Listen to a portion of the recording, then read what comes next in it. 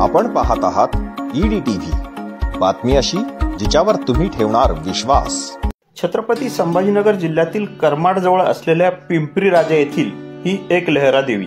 परिसर संतश्रेष्ठ ज्ञानेश्वर माऊलींच्या पदस्पर्शानेच पवित्र झाला नाही, तर त्यांनी स्वतः या देवीची प्राणप्रतिष्ठा केल्याचे सांगितले जाते। डोंगराची एक शिळा देवीच्या आकाराची होती, त्यामुळे तिला कोरल्यानंतर तिथे देवीची मूर्ती दिसली आणि पुढे माऊलींनीच या देवीची प्राणप्रतिष्ठा केल्यामुळे दोन्ही माऊलींचे इथे चैतन्य पाहायला मिळते। म्हणूनच नवसाला पावणारी देवी अशी देखील या देवीची परिसरामध्ये ख्याती आहे। मंदिर पुरातन आहे। मंदिरासमोर असलेल्या दीपमाळा आजही पुरातन असल्याच्या साक्षी देतात। नमस्कार। एकलहरा देवी संस्थान पिंपरी राजा।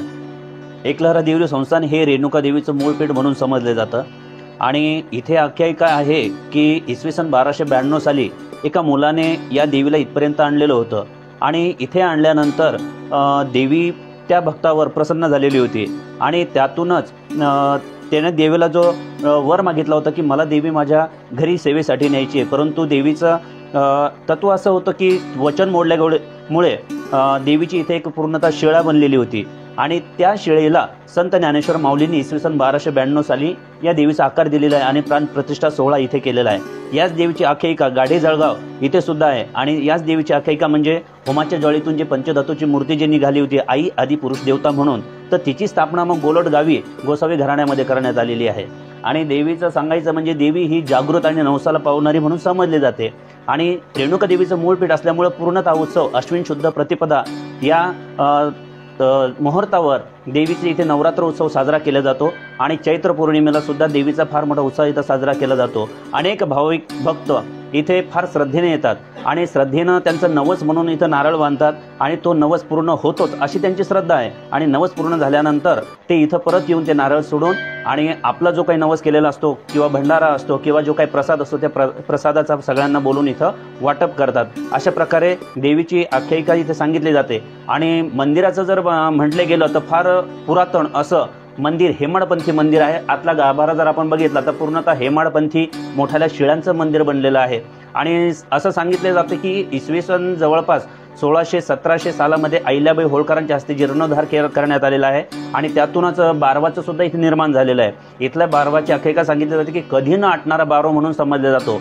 आणि मंदिराचं सुद्धा जर विशेषण जर सांगायचं म्हटलं वैशिष्ट्य तर हिवाळ्यामध्ये अतिशय गरम असणारं मंदिर, त्यानंतर पावसाळ्यामध्ये पाणी न टपकणारं मंदिर आणि उन्हाळ्यामध्ये अतिशय थंडगार असं छाया देणारं मंदिर म्हणून इथं समजलं जातं आणि अतिशय एक प्रकारचं डोंगराच्या माळेमध्ये एक मंदिर बांधलं असल्यामुळे इथे एक पर्यटन स्थळ म्हणून सुद्धा हे एक जागृत होते, म्हणजे पर्यटन स्थळ म्हणून सुद्धा एक इथं एक वैशिष्ट्य मानले जात आहे। अशा या देवीची आख्यायिका सांगितली जाते आणि दिवसेंदिवस अतिशय भाविक श्रद्धेने इथं येतात, आपला नवस पूर्ण करतात आणि आनंदात आपल्या घरी जातात। अशा प्रकारचं हे देवी एकलहरा देवीचं संस्थान इथे आहे।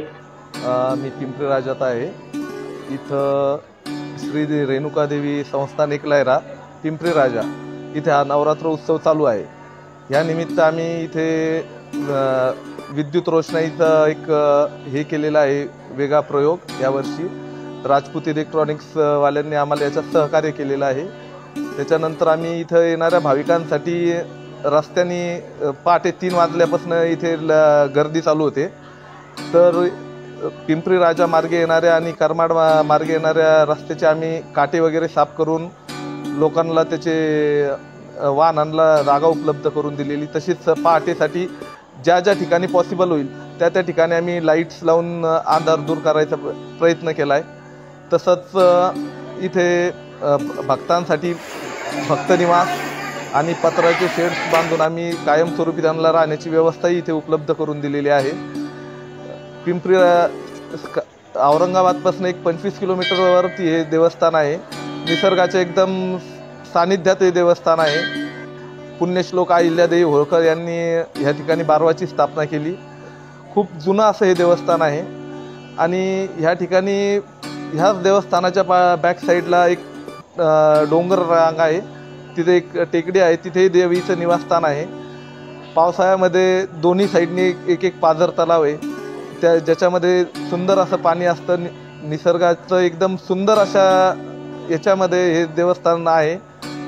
इथे येण्यासाठी तुम्हाला करमाडपासून 5 किलोमीटर अंतर आणि चितेपिंपळगाव धुळे सोलापूर हायवेपासून 10 किलोमीटर अंतर आतमध्ये यावं लागतं. अत्यंत छान असं मोहक देवस्थान आहे.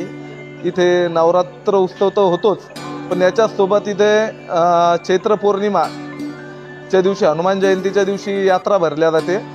त्याच्यानंतर पौष महिन्यामध्ये इथे सप्ताह असतो. खूप मोठ्या प्रमाणात तिथे त्यावेळेस गर्दी जमते.